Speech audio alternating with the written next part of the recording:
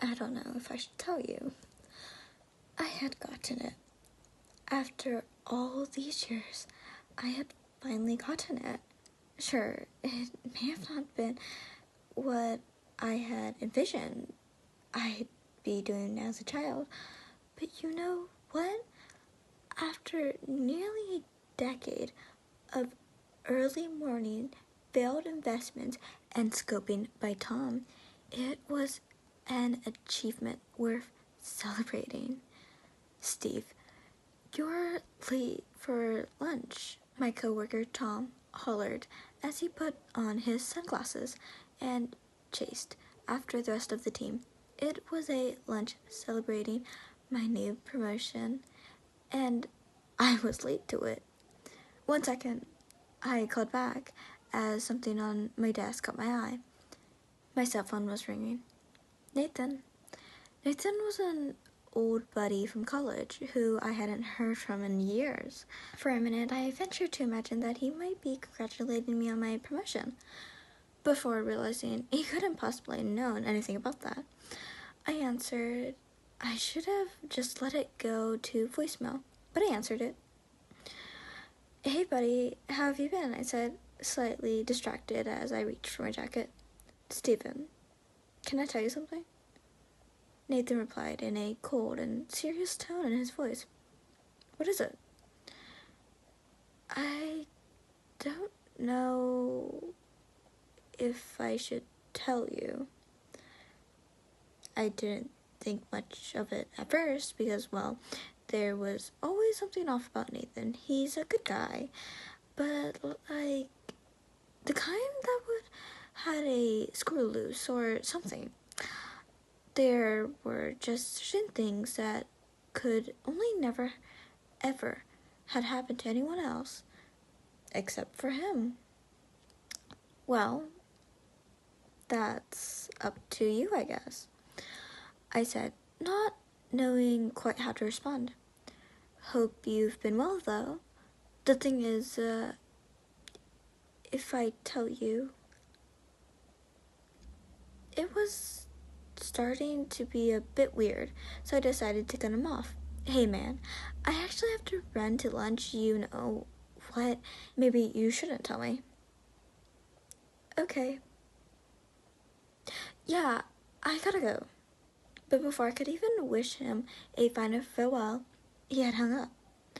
A few hours later, I was on my train home, thinking back on the rare, perfect day.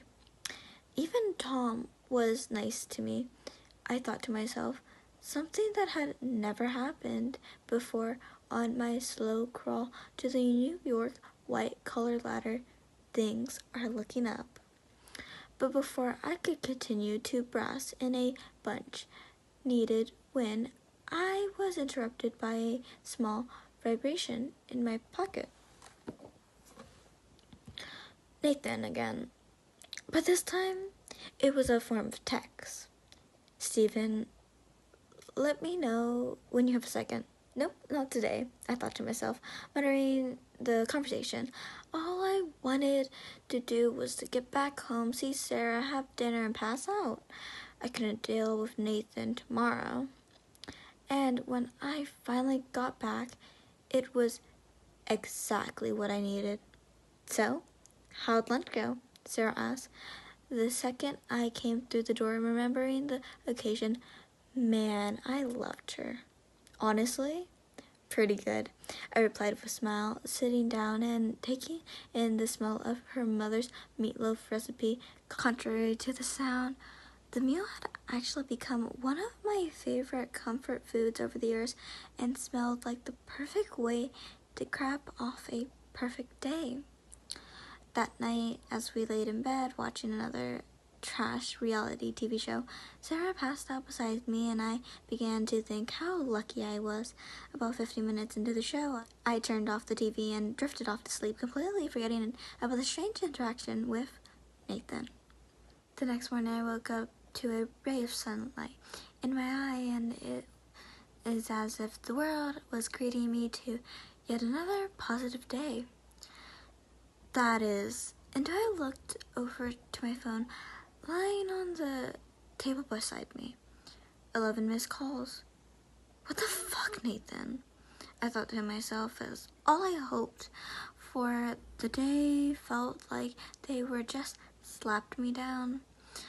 I'd call him when I get to the office. But an hour later, when I sat on the train, I was waiting for the end and seemingly countless commute. I felt my phone vibrating. Seriously, Nathan? You know what? Fine, I mumbled to myself as I pulled out my phone out of my pocket. Nathan, what the fuck? 11? 12 calls? I called out loud as all the other passengers looked up. What the hell's the matter with you? I was never the type to share my business on the train, but I had to put this to a stop. Now. Stephen, I really need to tell you, he sputtered out frantically. All right, just tell me.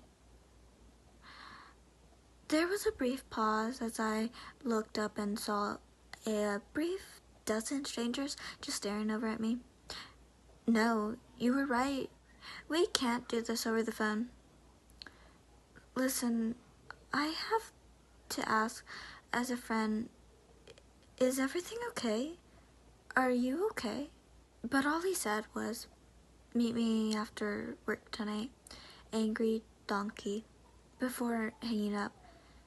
Angry Donkey was a name of a old watering hole that we used to frequently right after college. A place with great memories, where we had spent more hours and dollars than I can care to count. While part of me liked the idea of seeing the place again, I found Nathan's cryptic behavior to be too annoying to reward for a meeting. No thanks, I said to myself as things on the train returned to normal. The conversation had been a bit unsettling, but I simply thought I'll just get lost in the day of work. Be careful what you wish for.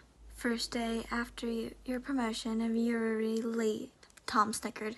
Before I could even attempt to explain my morning, he had walked away. The rest of the day was rough as I'd ever had. Turns out that just a small bump with pay comes with a lot of unfair level of responsibility, and of all the bonds in the company's expense portfolio, as oil leak in the Gulf had to strike mine, cause its price to plummet. Deal with this now, Tom commanded as I slumped in my chair, exhausted by just the idea of what lay ahead. I ended up working later than I wanted, but succeeding in forgetting about Nathan.